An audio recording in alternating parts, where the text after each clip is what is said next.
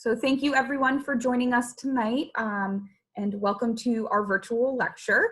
My name is Olivia Brown. I am the Community Programs Coordinator for the Mercer Museum in Fonthill Castle. And we are delighted to welcome you all through our screens to another wonderful lecture this evening called Beyond the Frame. Before we get started, I know I have some new folks joining us tonight. So just to familiarize all of you with our Zoom platform, you will notice that your microphones and videos have automatically been turned off. And you will see on the Zoom toolbar that there is a Q&A feature. If you have questions throughout or need to contact myself or want to ask anything to our presenter, please feel free to use the Q&A throughout the talk or add your questions at the end when we have time. Either way is absolutely fine. If you are on a phone or a laptop, the toolbar should be at the bottom of your screen. And if you're joining us from a tablet, it should be at the top. So see if you can find that Q&A and feel free to use that throughout the talk this evening. So tonight's lecture is part of our series for the 200 Years of Bucks County Art exhibit, which is on display at the Mercer Museum through the end of the year.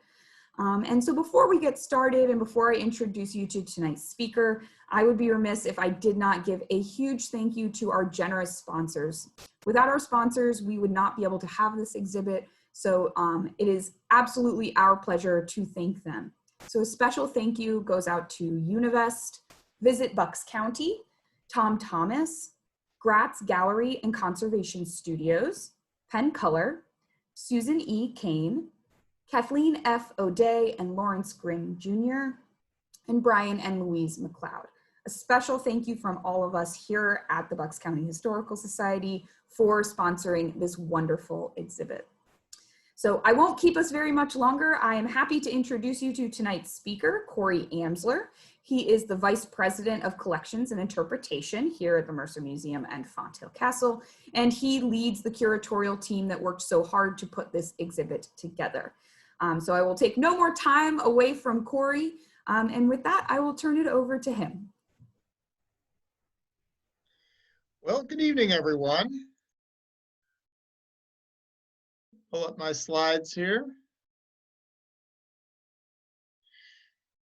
So hello again. Thank you very much for attending another of these talks. I think maybe some of you might have attended the program last Thursday, which was the overview, sort of it was 200 years of Bucks County art, kind of an overview of the Society's painting collection and many of the paintings on exhibit in our current gallery, in our current exhibition. This program is a little bit different. It represents sort of a deeper dive into a few of the paintings that one would see in the gallery. The program last Thursday sort of talked a little bit about sort of the origins of the painting collection, rooted those origins to a significant degree in two of the major founders of the Bucks County Historical Society and the Mercer Museum, two of really the leading collectors. One, W.W.H. Davis, the founder of the Bucks County Historical Society, the chief motive force in the Society's early years from its founding in 1880 to his death in 1910, and noted his interest in local history, his interest in military history, and how those carried over into the painting collection. And then, of course, Henry Mercer, who took the Society in a very broad direction, collecting pre-industrial tools and objects of everyday life broadly, generally. And his particular interests in art being in the realm of folk art, although he didn't call it that, in images of work and trades and crafts, and of course his own family of interest in art and his particular artistic abilities. So those two sort of pillars of the Historical Society's founding in early years is what led to much of the early collecting of paintings by the Bucks County Historical Society. So as I said, this program is a little bit different. Instead of looking at quite so many paintings. We're gonna do a deeper dive into about 10 of the paintings in the collection and on view. And the emphasis is really going to be on context. And and looking a little bit beyond the frame. That is what was happening outside the dimensions of the painting's frame, which influenced its production at the time. What were the concerns of the day for the sitter of a particular portrait? And what might you have seen if you had been there at or in the scene that's depicted in a particular work of art? So again, the emphasis is a little less on the artist and more on the subject being portrayed. The other aspect of this particular presentation, as we'll see, is I've utilized a lot of additional imagery, photographs, maps, drawings, and what have you, pretty much all from the collections of the Historical Society's library. So that's, again, part of the contextualization of the paintings. So with that sort of lengthy preamble, let's jump in to our first painting, which is, you may be able to see in the upper left-hand corner here, for Harrison and Tyler. This is a painting that was acquired during W.W.H. Davis's tenure as the Historical Society's president, though as a folk painting, as folk art, it's certainly a work that Henry Mercer would have appreciated as well. The question for us here tonight is, so what's this painting all about? What does its content signify? Well, the painting dates to the presidential campaign of 1840 that pitted Democratic candidate Martin Van Buren against Whig candidate William Henry Harrison, the so-called hero of Tippecanoe, a frontier battle between American Indian forces led by Tecumseh against American troops led by William Henry Harrison. And I can move on here. This is a campaign tract featuring William Henry Harrison when he chose to run for president. And you see it's published in Philadelphia and dated 1840. This particular political campaign, the presidential campaign of 1840, is often considered the first modern political campaign. The contest inspired an outpouring of souvenir items and other paraphernalia. Here from the museum's collection is a medallion, the People's Choice, the hero of Tippecanoe, certainly would have been worn by a supporter of Harrison during the presidential campaign. And it also designates the sort of theme, or really multiple themes of the campaign, sort of rooting Harrison's candidacy and his military prowess and his heroism, as well as allegedly his frontier origins. And we'll see a little bit more about that in a moment. So when Harrison challenged Van Buren for the presidency, his campaign appeal to the common man was unmistakable. Via shrewd politicking and carefully chosen imagery, Harrison's Whig Party managed to transform their aristocratic nominee into the log cabin and hard cider candidate, a man of the people in the Jacksonian mold. And in reality, William Henry Harrison was a well-to-do Virginia planter who was aristocratic and never lived in a log cabin in his life. But that was the imagery that was projected and portrayed in order to win him the presidency. So silk shirts and velvet vests were out. Homespun was very much in. Harrison would swig hard cider in the midst of his stump speeches while his supporters sang songs, chewed tobacco, and spit to punctuate the choruses. It made great theater and it worked. Harrison won the election, as more than 80% of eligible voters turned out to cast their ballots. And by the way, he had received his nomination for the Whig Party over Henry Clay and General Winfield Scott, another military hero. Clay, and we'll see this plays in a little bit and back in the painting when we look at that, Clay was referred to as the old coon in political circles of the time.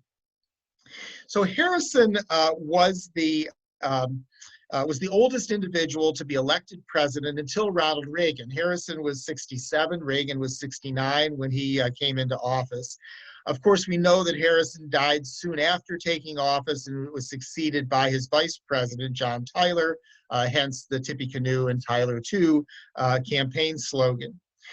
So it's interesting, if you look at this illustration here, the log cabin and hard cider candidate, which is also drawn from that 1840 political tract. Harrison is offering to his former soldiers, come to Vincennes, you'll always find a plate and a knife and a fork at my table, and you'll never find my door shut and the string of the latch pulled out.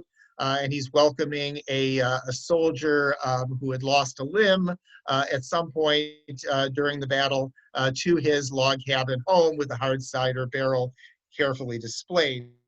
Now, what's interesting about this is that Harrison had left Indiana around 1813. He was later elected as a representative and senator from Ohio. If any of his soldiers from 1811, which is when the Battle of Tippecanoe took place, had ever visited Vincennes, they wouldn't have found him there. And he never lived again in a log house with a latch string. But when he did live in Vincennes, it was in a fine brick mansion built around 1802, 1803. So we return once again to the painting just to take a look at some of the imagery here. We've got the log cabin, of course. We've got the cider barrel. We've got the dog having treed the old coon, Henry Clay, up here.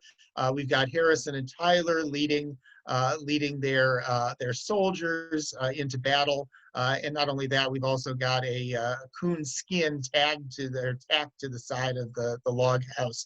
So all of the political imagery that won Harrison the election and support from the common man of the day is all here in the painting. We don't know much about the painting's actual origins, unfortunately. It entered the collection, as I said, very early in 1903. It was given by a gentleman in Dublin, Bucks County. It's doubtful that it had journeyed very far between 1840 and 1903. So probably did originate somewhere in the vicinity of Bucks County. So the next painting, and I'll say sort of parenthetically that some of the works, if you attended the overview session, the 200 Years of Bucks County Art last Thursday, some of the paintings that we'll see will be the same ones that we featured in that painting, in that lecture, but we'll be going to a little more depth in those works, and some will be new and different. This one, of course, the Peaceable Kingdom, painted by Edward Hicks in the late 1830s, is one that is pretty well known. William Penn and the English Quakers, or the Society of Friends, made the first large-scale settlement in Bucks County in the late 1600s. Quaker religious philosophy and vision is represented here by Hicks's work. Hicks, of course, was a preacher, was a decorative painter, a carriage painter, and whose Peaceable Kingdom portrays the biblical prophecy of Isaiah, chapter 11, verses 6 to 9. The wolf shall also dwell with the lamb, and the leopard shall lie down with the kid, and the calf and the young lion and fatling together, and a little child shall lead them. Now, Hicks painted more than 60 versions of the Peaceable Kingdom over his lifetime. Here, by the way, is a portrait of Edward Hicks by Thomas Hicks, his cousin. And you can see in the background there, you can barely make out that he's painting one of his Peaceable Kingdoms. As in several of his kingdom paintings, in the work in the Mercer collection, he pairs the prophetic symbolism of the animals gathered peaceably together with the alleged historical scene of William Penn establishing peaceful relations with the native peoples of 17th century Pennsylvania. In Hicks's view, Penn's efforts proved that the prophecy of Isaiah could be fulfilled on earth.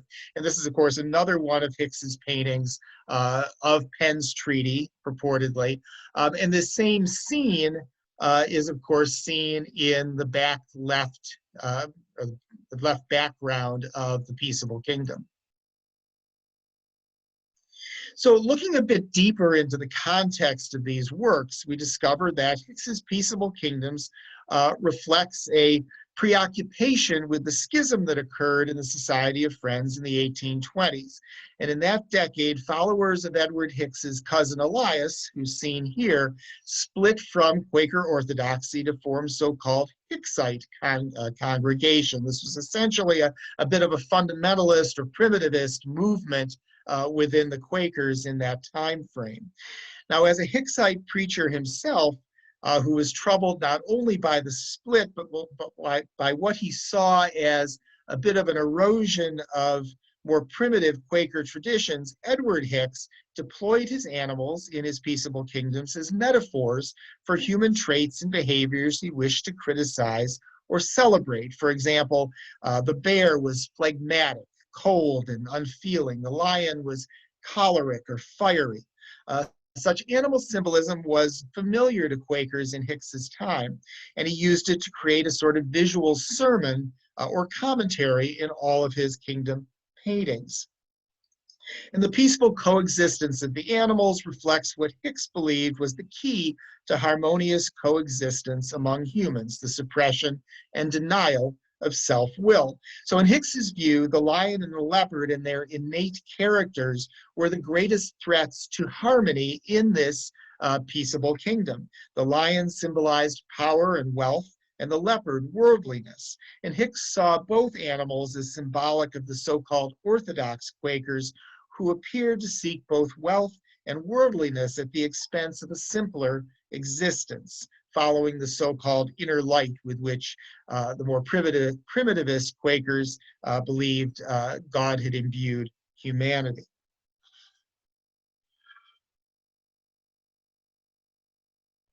So moving on from Hicks to portraiture, this is another painting that was in last Thursday's presentation, a portrait of John Blackfan painted by Samuel Moon in the early 1840s. Moon, as I mentioned previously last week, was an Easton area artist in Northampton County who produced a number of portraits of middle-class residents of Delaware Valley, in the Delaware Valley up and down the river. But the subject of the painting, John Blackfan, is what I want to sort of focus on here. And here's Blackfan in around 1840, 1845. Here he is as an older man in a portrait taken roughly 20 years after the moon painting. And you know, the part of one of the games I like to play is sort of what was Blackfan thinking about when he was sitting there for Samuel Moon having his portrait painted?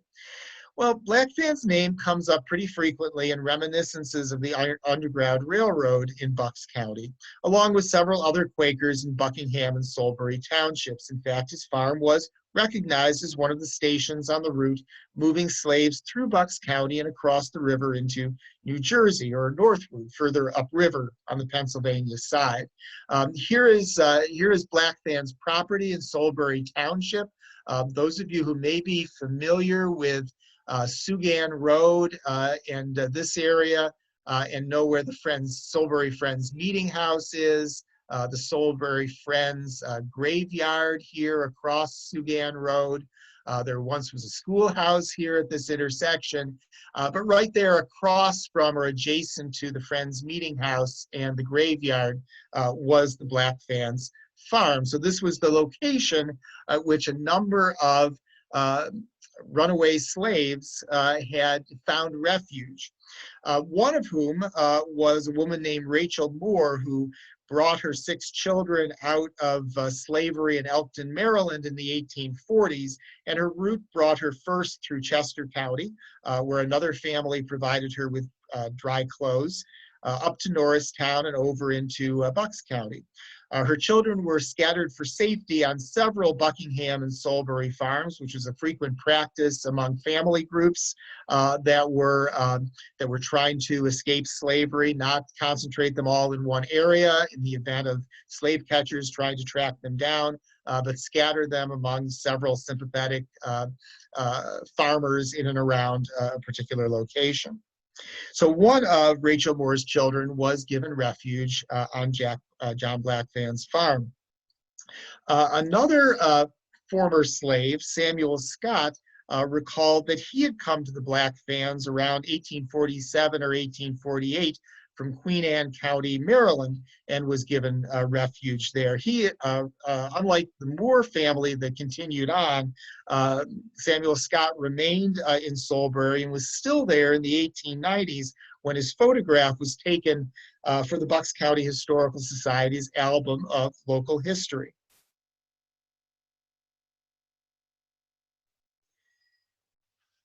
So another painting that may be familiar and another scene or site that may be familiar to many is the Charles Fretz Farm, in this case painted by E.J. Wilson in 1882, although the farm itself was built earlier on in the early 1870s. This is a property that's better known maybe to local residents now as Blueberry Hill, and it remains a prominent landmark south of Doylestown at the corner of Route 611 and Almshouse Road. Here's Almshouse Road right here, and 611 would be, or Easton Road would be out along the left border of the painting, just outside the frame. It's hard to imagine now this property, now that it's surrounded completely, almost completely by commercial buildings, but it's hard to imagine this property now as being part of a very rural landscape. But in fact, that's certainly what it was at the time the painting was done. Here is the property from an 1876 map of Doylestown Township. You can see the Charles Fretz Farm here, again at the intersection of Easton and Almshouse Road. The different buildings, and then right across Easton Road is what was then being referred to as the Bucks County Poor Farm, the Almshouse. One of the buildings here is noted as the hospital building. That was the building that still stands, built in 1865. The original almshouse was torn down many years ago.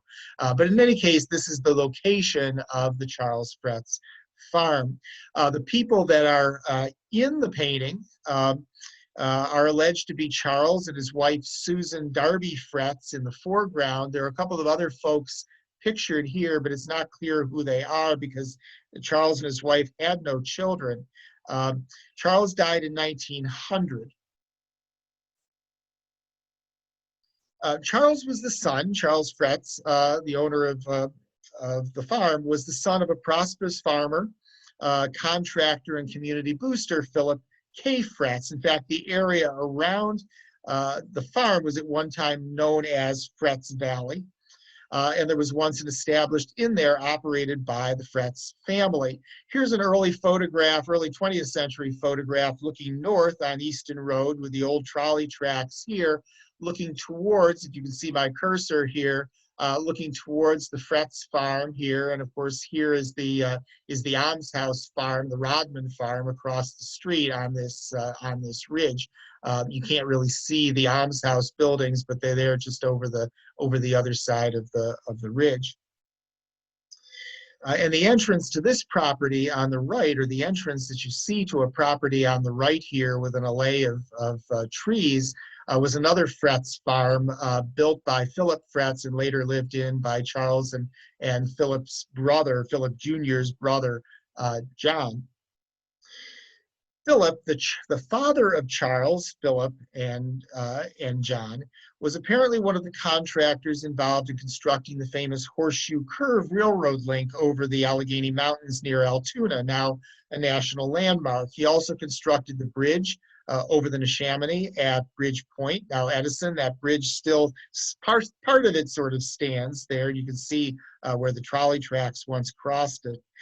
Philip Fretz Sr. was a real go-getter and a problem solver, and it's reported that when there was a cholera outbreak at the almshouse in 1850 and a number of its residents had died, Philip Fretz sent his family away, then pitched in to help. And when the almshouse steward's son died and no undertaker would come, Philip Fretz procured a hearse and buried the child himself, the steward's son himself. Philip Fretz Sr. died in 1867 on a trip to California and was buried at sea off the coast of North Carolina. So based on the farm portrayed in the painting, these folks were rural gentry. Philip's three sons, Philip H., Charles, and John, all had very fine rural homes or mansions along Easton Road, built in the 1870s or a little bit later. Here's another photograph of the Charles Fretz farm looking across Easton Road from the almshouse, again, early 20th century. And some of the features that are seen in the painting by Wilson, the windmill, the gazebo here, the barn and outbuildings out back, the fence, and so on, are all pictured here. And again, the trolley tracks leading towards Doylestown and ultimately to East and beyond. So when Charles, and here again is the game we play when we're looking beyond the frame. When Charles and Susan Fretz sat on their front porch, what did they see? Well, if they were looking across Easton Road in the 1870s, one of the most striking figures they would have seen is this fellow who is seen in the circle here, Benjamin Jones. And some of you may know the story of Benjamin Jones, but for those who may be unfamiliar, Jones was another self-emancipating slave who was born in Maryland around 1805, 1806, on a plantation or farm owned by a gentleman named Anderson. At one point, apparently, his master, Jones's master, Anderson, threatened to sell Jones to the Deep South. And that led Jones and perhaps others to seek freedom across the Pennsylvania line. So they came up with a ruse to say they were going just across into Pennsylvania to help, or across the Susquehanna River to husk corn on a neighboring farm. And the interesting thing is that Jones remembered that the night they crossed the river, across the Susquehanna, was the night the stars fell. And this was a very distinct meteor shower that was remembered for many years and is still remembered today for thousands of meteors that were seen in the sky over the east coast of the United States. It was November 12th, 1833. So when Jones said that to someone who had come to the almshouse to take down his story, that helped us pinpoint exactly when, or helps us pinpoint exactly when Jones made his break for Pennsylvania. So Jones comes to eventually to Buckingham Mountain, finds refuge there among some of the Quaker farmers, becomes a member of the Mount Gilead African Methodist Episcopal Church. And it wasn't until about 11 years or so later, in 1844, that his whereabouts are discovered by his former master. And Anderson brings a number of slave catchers to try to capture Jones and return him back to slavery in Maryland. A fight ensues. Jones tries to fend off his attackers with an axe. He's partially successful, but ultimately they subdue him. He's injured in the struggle, but they take him back to Maryland. And a number of, to complete the story, a number of his of the farmers in and around Buckingham and Solebury took up a collection to purchase his freedom. They sent $530 south to Baltimore, Maryland, where Jones was imprisoned, bought his freedom, and he returned to live out most of his life in Buckingham, eventually coming to reside at the almshouse, where he died in 1875 and was buried in the Potter's Field. So again, thinking about what would have been seen outside the frame of the Fretz farm painting, Jones and other residents of the almshouse laboring just across the street in the fields would have been a frequent view from the Fretz's front porch. Now, the Wilson painting has been in the Society's collection for quite a number of years, but this particular portrait of a gentleman named Nelson Derry entered the collection fairly recently in 2015. This is an individual, clearly an aged, working-class African-American man. It was painted by a Doylestown native, Janetta Beauvais. She attended the Pennsylvania Academy of the Fine Arts between 1948 and 51. And in the early 1970s, she was advertising in a local paper as an art teacher for children and adults. But again, more interesting is her subject, Robert Nelson Derry, who worked for several decades in the nursery and greenhouse business owned by the Darlington family in Doylestown. And we're very fortunate to have in our collection, donated by a member of the Darlington family, a photograph of Derry as a younger man working in one of the Darlington greenhouses. These greenhouses, the Darlington nurseries, were founded by E. Dilwyn Darlington, who worked for horticulturalist and seed merchant W. Atlee Burpee for some 25 years. Dilwyn, a Doylestown native, was instrumental in Burpee's decision to site his Ford Hook farm just outside the borough. Dilwyn's son and grandson, Hilborn Sr. and Hilborn Jr., later ran the business.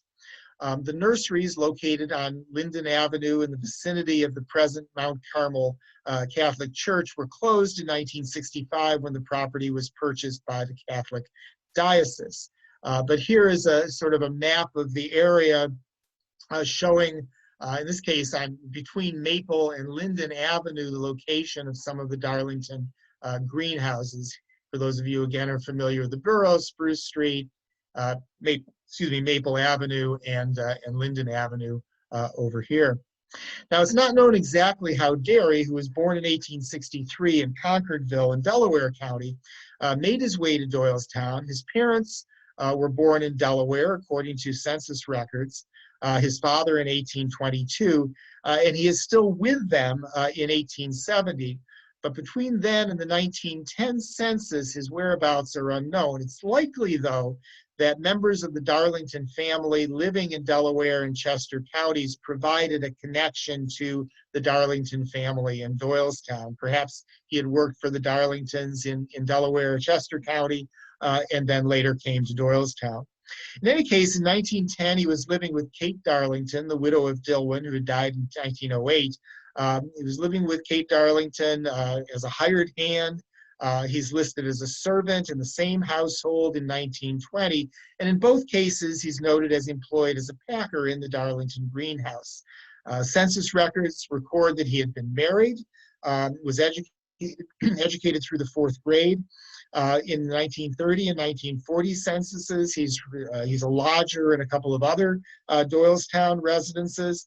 In 1940, he's still working in the Darlington greenhouses, apparently separated from his wife. And then at age 77, working still almost 60 hours a week. His relationship or connection to Beauvais, the artist, is not clear. And we don't know what motivated Beauvais to have painted him, unfortunately. But like Ben Jones, and despite a lifetime of labor, Derry died only about a year after his painting was done by Beauvais. He died in what was then called the Bucks County Home, or the Poorhouse, or the Almshouse, in 1948 at the age of 85. And here's actually a photograph also of the Darlington greenhouses that we saw in the map. Another photo of Derry inside the Carnation House at the Darlington nurseries, and his death certificate indicating his industry and business was that of florist. His usual occupation was that of gardener. His birthplace, again, in Concordville, and other information that helps us place him a little bit in time. Derry was buried at Doylestown Cemetery, and you can see his gravestone at the lower right there. This view of the old Doylestown Courthouse, the 1870s Doylestown Courthouse, was painted in 1887 by Thomas Otter. Otter was also one of the founding members, like Henry Mercer, like W.W.H. Davis, of the Bucks County Historical Society. When Otter set his brush to canvas, the courthouse structure was only about a decade old, having been completed in 1878.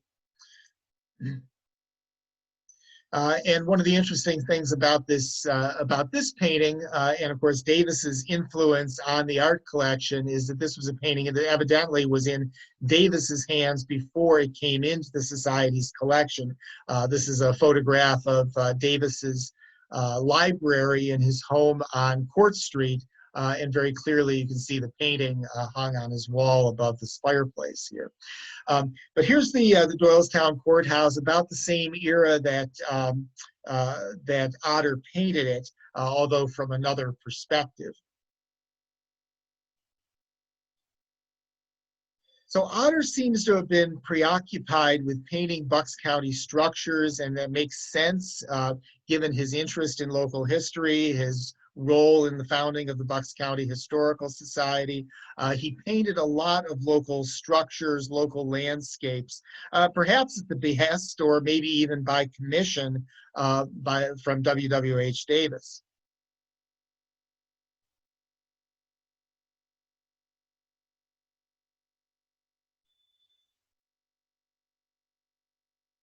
Back up just a little bit here.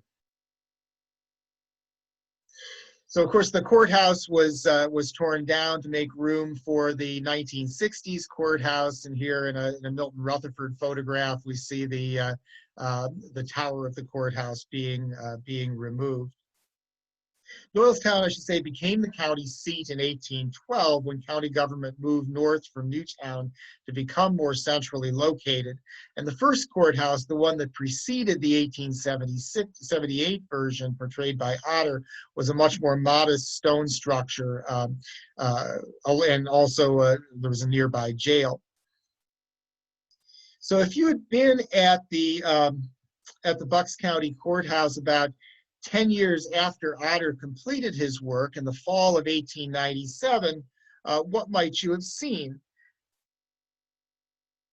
Well, here is the courtroom inside the Bucks County Courthouse, the 1878 Bucks County Courthouse. And this is the space that Henry Mercer would overtake in 1897 when he did his first Tools of the Nation Maker, presented his first Tools of the Nation Maker exhibition. So you can sort of see here the features of the courtroom with many paintings of the president judges of Bucks County on the back wall, the heater here, the jury chairs over here, place for the justices back here, and the gallery here. This is what it looked like after Henry Mercer had mounted his Tools of the Nation Maker exhibit, but you can still sort of make out a few things in the background, including the judges' portraits here.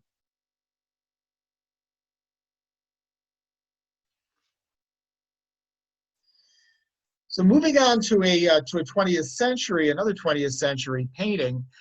This one of the New Hope Canal was painted by the artist Ray Sloan Bredon in 1929, at a time when actually canal traffic had slowed to a bare trickle. Bredon had married and moved to New Hope permanently in 1914, and his home was along the canal towpath. So this was a view that was pretty common for him.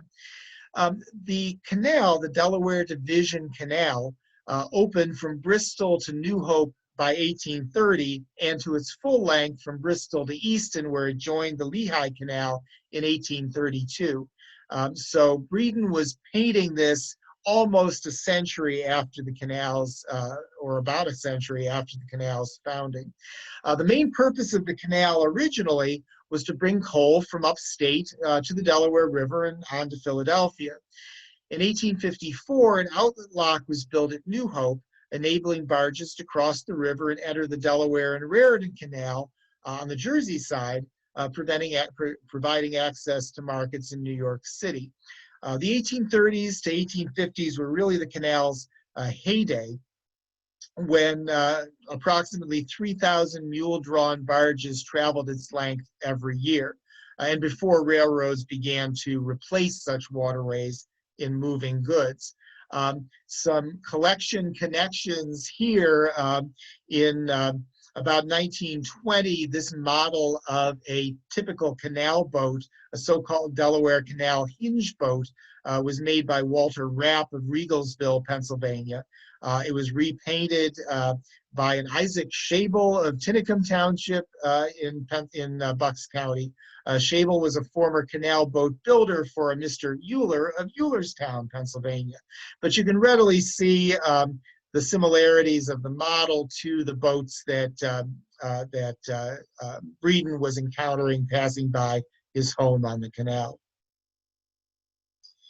So the last canal barges ran in 1931, and by then the canal was appreciated chiefly for its historical and picturesque character, a feature of the landscape that had attracted artists like Bredon since around the turn of the century.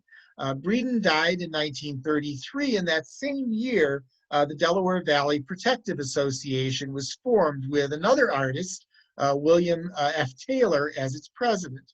Although the DVPA's purpose was the preservation of Delaware Valley scenery in general, the canal was a major focus of preservation efforts, as you can see from this image of a brochure from the Delaware Valley Protective Association with the canal in the foreground and the Delaware River in the background. Now, the DVPA sponsored barge rides and parties and lobbied for the state to take possession of and preserve and maintain the canal as a state park. Here's another brochure, sightseeing on the canal with mule-drawn barges. The DVPA pleased to announce the resumption of its barge parties, and thousands were enjoying these trips on an annual basis. Now, in 1978, some of the aging members of the DVPA were able to finally secure National Heritage Corridor designation for the canal, and by 1982, a new organization, the Friends of the Delaware Canal, had been formed.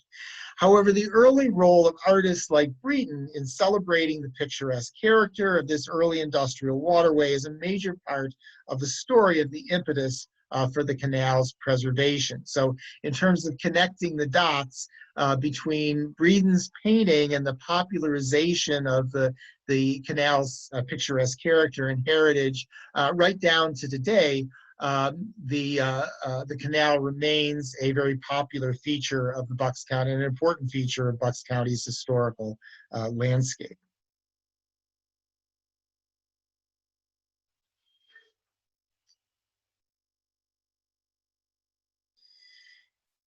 So this brings us to this painting, October, by Daniel Garber, probably one of the more spectacular paintings, certainly probably the most spectacular Impressionist, New Hope Impressionist painting in the museum's collection. He presented it to the Historical Society in 1918 when the Society had its meeting in the Courthouse Valley.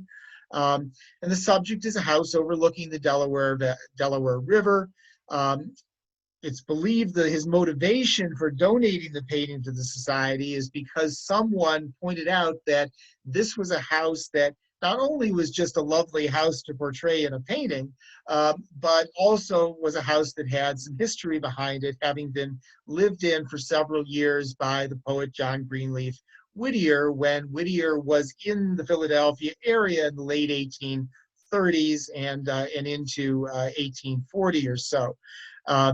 Again, Garber said that the house just appealed to him, the scene just appealed to him, and again, perhaps it was learning of the house's history that inspired him to give the painting to the society. So the question, though, going back to, again, context, is what was Whittier doing in Solebury Township, Bucks County, living in this house 80 years before Garber took up his brush? Well, in 1837, Whittier had just published his first entire book of poetry, and it was not some of the later poems for which he'd become more well known, his his poems of nature and rural life, or poems like Barbara Fritchie, who that was a Civil War poem. But this particular volume in 1837 was titled Poems Written During the Progress of the Abolition Question Between the Years 1830 and 1838. Probably not the catchiest title for a book of poetry, but nonetheless, one of Whittier's earliest works, and something about which he was passionate. His poems extol the virtues of leading abolitionists of the day, promote Yankee values, recall the sacrifices of the revolutionary generation, and praise the ability of African Americans to rise above slavery. Here, by the way, I'm a little bit behind things, but this is the circular for the midsummer meeting of the Bucks County Historical Society from 1918, at which Garber gave the painting to the society. This is the title page of Whittier's book of poetry, published in 1837, just before he came to Philadelphia and to Bucks County. So Whittier came here because he had taken up editorship of his journal, the Pennsylvania Freeman, the newspaper of the Pennsylvania Anti-Slavery Society. Whittier was raised a Quaker himself. He committed to the abolitionist cause some years earlier. And then the offices of the Abolitionist Society or the Anti-Slavery Society were in Philadelphia. Whittier, for his health, summered in the country. And in May of 1840, he actually wrote to his sister Elizabeth, "I have been for some time at Joseph Healy's Spring Grove farm on the banks of the Delaware, or rather high on a bluff overlooking the river with a fine view of the New Jersey side." And this was the house that that would appeal to Garber some 80 years later. And the approximate location, here's the Delaware River here. This is the approximate location of that Healy farm, located on what is now Green Hill Road, that winds its way down to the River Road along the Delaware River. And among the other discoveries in the course of doing research is this land draft of the Healy property, with the house actually sort of drawn and colored in here to indicate its placement on the property. So it was during Whittier's tenure as editor and during his residence in Bucks County that the Pennsylvania Anti-Slavery Society completed Pennsylvania Hall, an abolitionist meeting place in Philadelphia. And the Freeman's offices were also located in this building. So this is a building that Whittier knew quite well. The hall opened with a dedication ceremony, followed by a meeting of the Anti-Slavery Convention of American Women. And over the next 3 days, the threat of violence began swirling around the building. A mob assembled in opposition to both abolition and the mixed audience of blacks and whites inside. Fearful of some larger conflagration, the mayor of Philadelphia at the time took over control of the building, locked it, and canceled any further meetings. Finally, however, the mob broke in and burned Pennsylvania Hall to the ground on May 18th, 1838. So not long after Whittier had begun his tenure as editor of the publication.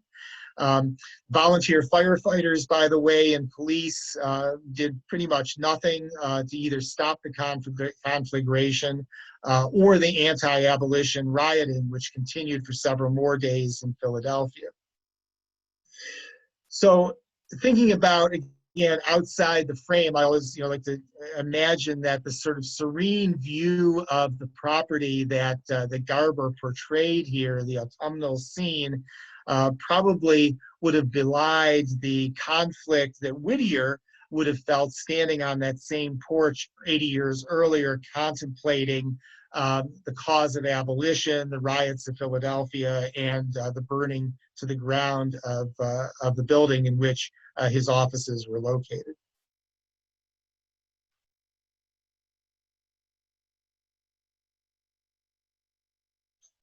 So two more works And more briefly, this is a painting by the artist John Ramsey Connor, 1869 to 1952, a one-time resident of Radnor, Pennsylvania. Connor later moved to Bryn Athyn in Montgomery County. And in the early 1940s, he took up residence in Doylestown, where he painted this scene. Between 1890 and 1943, Connor exhibited frequently at the Pennsylvania Academy of Fine Arts in Philadelphia. His subjects were often landscapes and religious paintings. So what is this scene, and what is the object that's seen in the center foreground of the painting?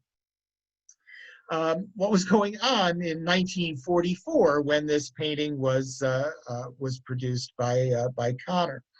Well, the scene is the rear of a house somewhere on North Main Street in Doylestown. And just outside this outbuilding, apparently a bakehouse, Connor titled the painting "The Old Bakehouse," is this object, which is an ash sifter. Such sifters were intended to separate out ash from coal that could still be burned after cleaning out a stove, furnace, or oven.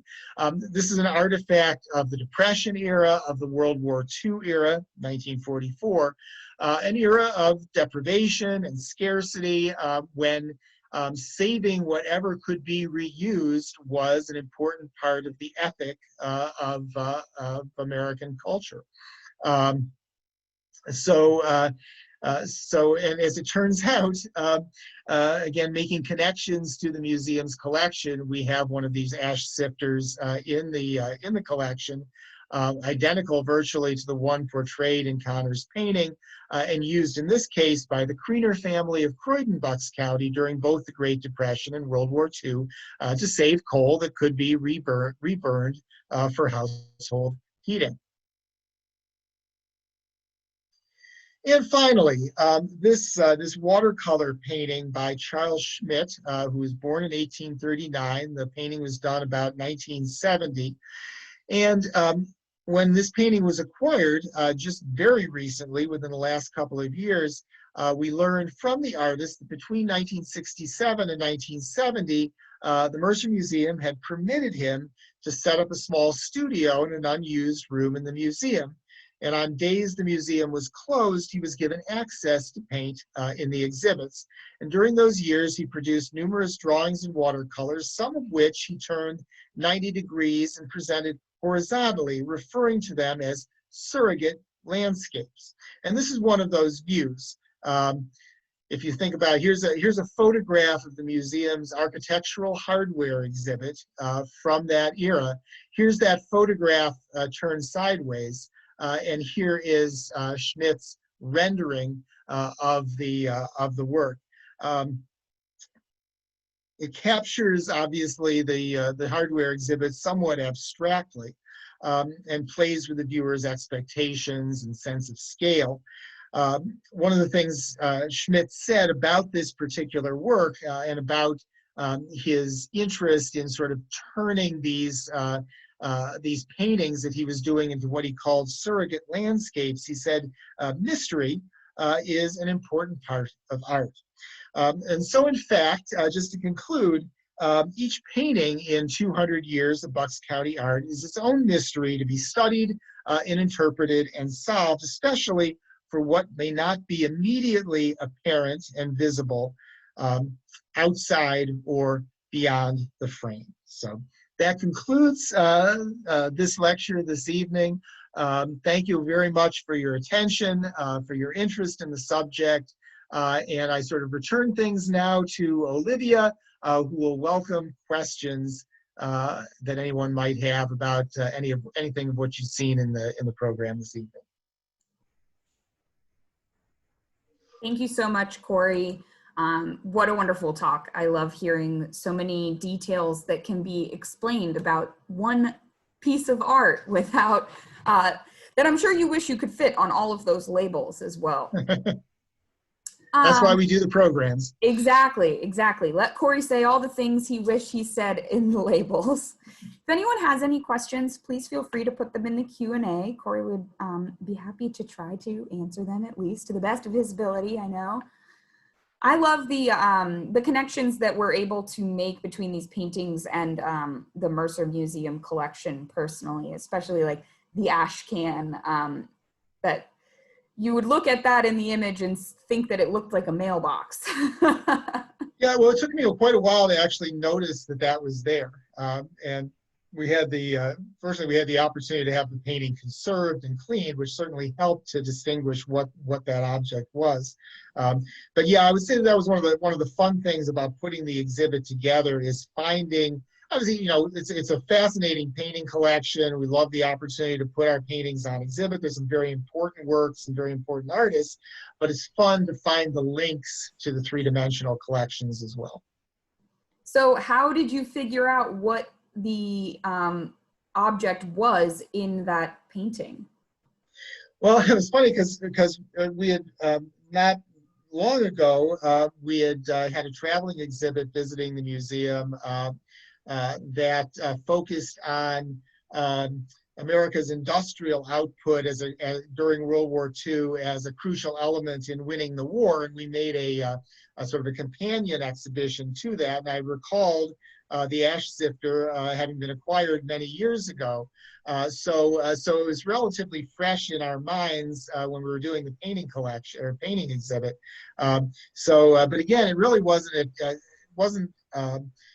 I didn't know what the object was at first that was in the foreground of Connor's painting there until I really looked more closely at the work, as one is wont to do when you're doing these exhibits, and of course have the paintings conserved. So it was just it was one of those serendipitous little connections.